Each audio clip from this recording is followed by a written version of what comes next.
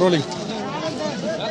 आज जिजाऊ जन्मोत्सवाच्या जिजाऊच्या दर्शनासाठी या ठिकाणी राज्य आणि राज्याबाहेरील लाखो लोक या ठिकाणी दर्शनासाठी येतात. काही लोक आपल्यासोबत या ठिकाणी उपस्थित आहेत. त्यांना आपण विचारून नेमकी त्यांच्या काय अपेक्षा आहेत. या ठिकाणी आज मुख्यमंत्री सुद्धा येणार आहेत. नेमकं आपल्याला काय वाटतं की मुख्यमंत्री अपेक्षा काय आहेत? इथं सिंदखेड राज्यामध्ये मुख्यमंत्री पहिल्यांदा येत आहेत. मुख्यमंत्र्यांकडून इथं बऱ्याचशा गोष्टीची अपेक्षा आहे. इथं राजा लक्ष्मीबाईंची समाधी आहे, त्यांच्याकडे पण शासनाचा झालेला आहे.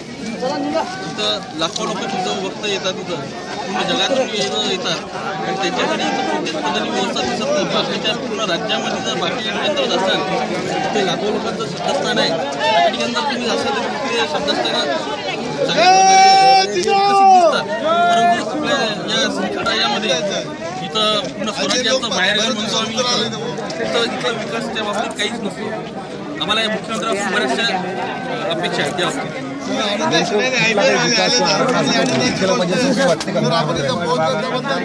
अभिनंदन. याच काही गोष्टी उन्हाळा चालू होत आहे. खूपसे भक्त जिजाऊ भक्त या ठिकाणी तात्काळ त्यांचे बऱ्याच दिवस जे त्रुटी वाटतात त्या त्यांनी सोडवल्या पाहिजे मुख्यमंत्री साहेबांनी. या सगळ्यांकडून हे अपेक्षा आहे. मला काय वाटतं नेमकं फडणवीस साहेबांनी सर आपण आल्याबद्दल धन्यवाद सर. राजवाड्यासाठी खूप तडजोड झालेली आहे. राजवाड्याची निधी देऊन कुठंतरी चांगलं काम फडणवीस साहेबांनी यावं आणि सार्थ करावं सिंदखेड राजाला. जो ते या ठिकाणी जिजाऊ भक्त ज्यांनी दर्शनाला आलेल्या त्यांचं एकच म्हणणं आहे की तीर्थक्षेत्राला सुद्धा या ठिकाणी विकासासाठी पैसे दिले जातात. मात्र आता राज्य सरकारने जिजाऊच्या राजवाड्यासाठी कुठेतरी एक निधी द्यावा आणि विकास करावा अशी अपेक्षा या जिजाऊ भक्तांकडून व्यक्त होत आहे. राहुल पौरकर, IBN लोकमत, बुलढाणा.